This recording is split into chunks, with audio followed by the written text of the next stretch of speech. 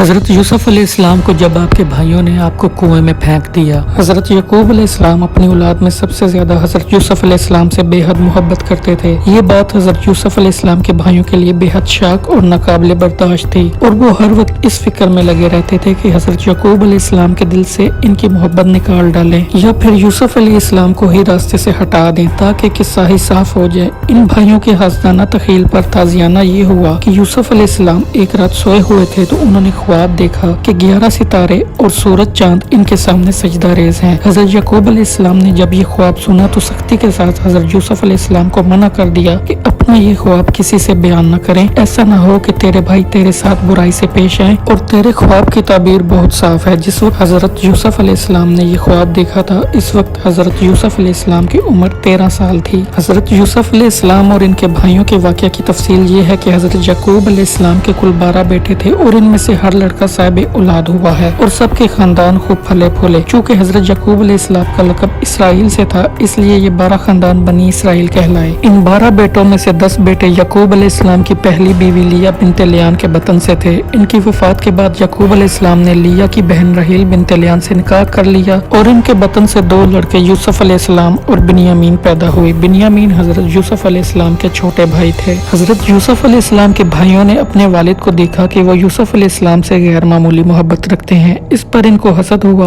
और ये भी मुमकिन है कि किसी तरह भाइयों को यूसुफ अलैहिस्सलाम के ख्वाब का इल्म हो गया हो जिससे इन्होंने महसूस किया कि यूसुफ अलैहिस्सलाम की बड़ी शान होने वाली है। उन्होंने कहा कि वालिद को मोहब्बत तो हमसे ज्यादा होनी चाहिए इसलिए कि हम एक बड़ी और ताकतवर जमात हैं। वक्त पड़ने पर हम ही काम आ सकते हैं, ये बच्चे क्या काम आ सकते हैं। इसलिए हमारे वालिद साहब की ये खुली नाइंसाफी है। इसके इलाज की 2 सूरतें हो सकती हैं, या तो यूसुफ को कत्ल कर दो ताकि किस्सा पाक हो जाए या फिर इनको किसी दूर दराज मुल्क में पहुंचा दो। इस तरह वालिद की तवज्जो और मोहब्बत तुम्हारे साथ मखसूस हो जाएगी। रहा कत्ल या कुएं में डालने का गुनाह तो बाद में तौबा करके हम नेक बन सकते हैं। जब भाइयों के दरमियान ये बात तय हो गई कि यूसुफ को किसी अंधेरे कुएं में डाल दिया जाए तो अपने वालिद की खिदमत में हाजिर हुए और कहने लगे, अब्बा जान ये क्या बात है कि आप यूसुफ के बारे में हम पर इत्मीनान नहीं रखते, हालांकि हम इसके पूरे खैर ख्वाह और हमदर्द हैं। कल आप इसको हमारे साथ सैर तफरी के लिए भेज दीजिए कि वो भी आज़ादी के साथ हमारे साथ खेले कूदे और हम इसकी पूरी तरह हिफाजत करेंगे। हज़रत यकूब अलैहिस्सलाम ने फरमाया, मैं इसको तुम्हारे साथ भेजना 2 वजह से पसंद नहीं करता। अव्वल मुझे इस नूरे नज़र के बगैर चैन नहीं आता, दूसरा ये कि मुझे खतरा है कि कहीं ऐसा ना हो कि तुम्हारी गफलत की वजह से इसे कोई भेड़िया खा जाए। हज़रत यकूब अलैहिस्सलाम ने भेड़िए का खतरा इसलिए महसूस किया था क्योंकि कुनान की सरजमीन में भेड़िए बहुत ज्यादा थे। हज़रत यकूब अलैहिस्सलाम ने अपने बेटों को इजाजत दे दी। आपके भाई आपको कंधों पर बिठाकर अगले दिन जंगल में ले गए।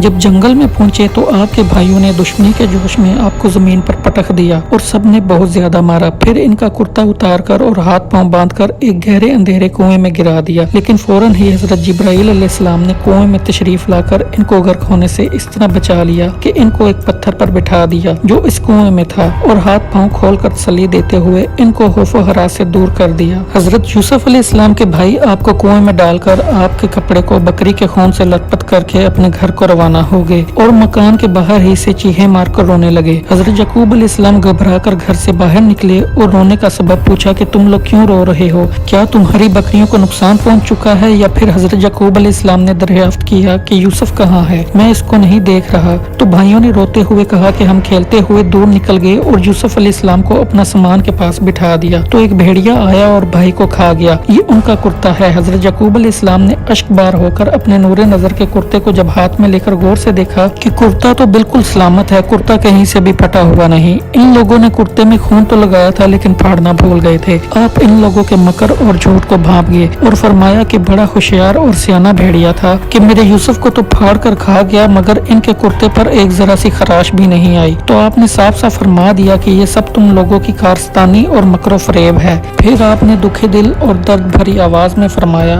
अब तो मेरे लिए सब्र ही बेहतर है और जो बातें तुम बना रहे हो इन पर अल्लाह ही की मदद दरकार है। नाज़रीनो कराम, ये थी आज की वीडियो। जल्द ही हम अगला किस्सा लेकर हाजिर होंगे। तब तक के लिए हमारे चैनल को सब्सक्राइब कर लें। मिलते हैं अगली वीडियो में। अल्लाह हाफिज।